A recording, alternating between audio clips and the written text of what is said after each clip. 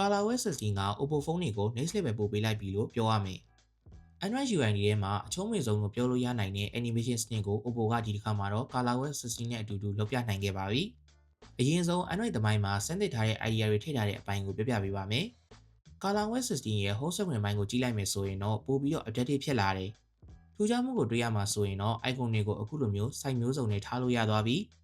native app တွေမှာဆိုလို့ရှိရင်ဗျာ dash icon နဲ့အတူတူအသုံးဝင်မဲ့ shortcut တွေကိုထားလို့ရသွားမယ်။သုံးရတာပို့ပြီးတော့ကောင်းသွားတာပေါ့။ home screen ပိုင်းအတွက်ဆိုလို့ရှိရင်လည်းအခုလိုမျိုးအရင်ဖုန်းနဲ့ရှင်းကြည့်လိုက်မယ်ဆိုလို့ရှိရင် customization စနစ်အသစ်တွေအများကြီးပါဝင်လာမယ်။ထူးခြားမှုအနေနဲ့ဆိုရင်တော့လူတိုင်းကြိုက်ကြမဲ့ dash icon တွေသုံးလို့ရသွားပြီ။သူက third party app တွေကိုလည်း support လုပ်တယ်။ Reno 14ရဲ့ ColorOS 15နဲ့ရှင်းမယ်ဆိုလို့ရှိရင်တော့ customization ဘိုင်းမှာ Oppo ကဘယ်လောက်ထိထည့်ထည့်ပေးတာလဲဆိုတာကိုတွေ့ရမှာပါ။တိတောင်အောင်ပြောရမယ်ဆိုရင် lock screen ဘိုင်းအတွက်အသစ်ပါလာတာကတော့ flash theme ပေါ့။သူ့မှာကတခါရေးထည့်ပေးထားတဲ့ preset lock screen တွေပါဝင်မယ်။ preset တစ်ခုစီကိုဝင်ကြည့်လိုက်မယ်ဆိုလို့ရှိရင် font တွေကိုပြောင်းတာ widget တွေကိုထည့်တာ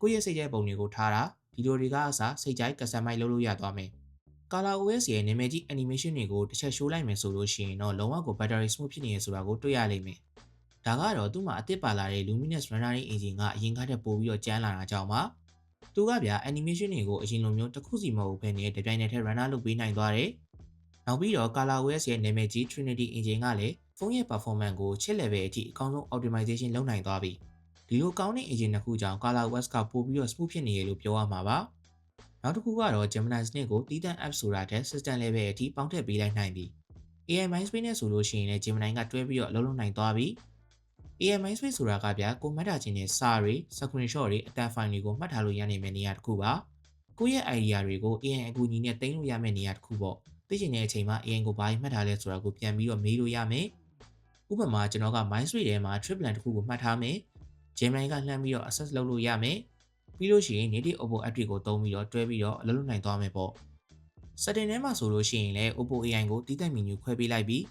ပို့ပြီးတော့ organize ဖြစ်သွားရလို့မြင်မိတယ်။သုံးလို့ရမယ့် AI feature တွေကိုဗျာဒီနေရာမှာတစ်ခါတည်းကြည့်လို့ရနိုင်မယ်ဆိုတော့ user ကဒီဖုန်းမှာဘာတွေပါနေလဲဆိုတာကိုတစ်ခါတည်းတန်းပြီးတော့သိနိုင်တာပေါ့။ UI ပိုင်းကလည်းပို့ပြီးတော့ consistent ဖြစ်လာမယ်။ app drawer မှာဆိုလို့ရှိရင် floating design menu ပါဝင်လာတယ်။ဒီလိုပုံစံကိုတခြား native app တွေမှာလည်းအကုန်လုံးလိုက်ပြီးသုံးပေးထားတာဆိုတော့ကြည့်ရတာပို့ပြီးတော့တသက်မှတ်သေးဖြစ်နေတာပေါ့။ဒါလေးတွေကဗျာ ColorOS 15နဲ့ရှင်းမယ်ဆိုလို့ရှိရင် ColorOS 16ရဲ့တိတာတဲ့တိုးတက်မှုရှိတဲ့နေရာလေးတွေပေါ့။ creative သမားတွေအတွက်ဆိုလို့ရှိရင်လည်း native video editor မှာတည်တဲ့ video editor မလိုတော့လောက်အောင်ကို text တွေ transition တွေ animation တွေအစုံလုံးကိုတစ်ခါရေးထည့်ပေးထားမယ်။တခုပုံမိုက်တာဆိုလို့ရှိရင်တော့ 4K 60fps အထိ export ထုတ်လို့ရလာပြီ။ဒါကဒီတိုင်းပါတဲ့ application တစ်ခုအနေနဲ့ဆိုလို့ရှိရင်တော့တော်တော်လေးကိုအသုံးဝင်တယ်။ photo ဘိုင်းမှာဆိုလို့ရှိရင်တော့ထပ်ပြီးပါလာတာက native app တွေကနေပြီးတော့ collage တွေလုပ်လို့ရသွားပြီ။နောက်ထပ်မိုက်တာက social media trend တွေဖြစ်တဲ့ pop out စနစ်ဆိုတာလေးပါဝင်လာတယ်။သူကဗျာပုံတစ်ပုံကနေတစ်ပုံကိုဖောက်ထွက်နေတဲ့ပုံစံမျိုးပဲ။တမန်ဆိုရင်ဒီလိုမျိုး catchy ဖြစ်တဲ့ပုံတွေကိုဖန်တီးဖို့ကပတ်စံပြေးဝယ်ရတဲ့ software တွေလိုတယ်